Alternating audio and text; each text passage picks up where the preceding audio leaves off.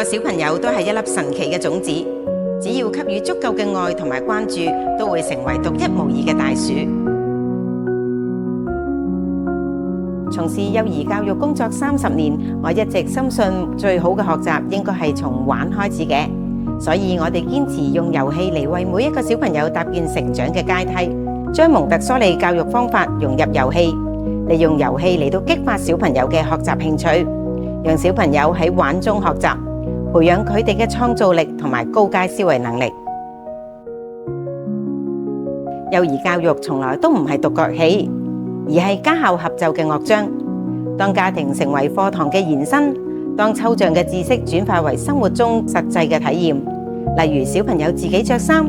自己收拾書包、自己打掃課室，呢啲小小嘅成就，其實都係佢哋成長中嘅一大進步。讓小朋友喺遊戲中探索世界，喺愛同埋鼓勵中茁壯成長。每一粒小種子都係蘊藏住獨特嘅光芒。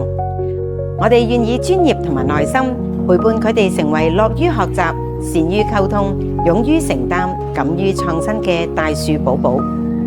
我哋亦都會同家長攜手合作，擔當小朋友成長路上堅實嘅後盾。我係大樹校長陳秋玉。如果你有任何幼兒教育方面嘅疑問或者建議，歡迎留言俾我哋。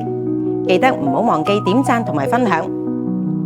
讓我哋一齊為每一棵小樹苗嘅成長加油努力。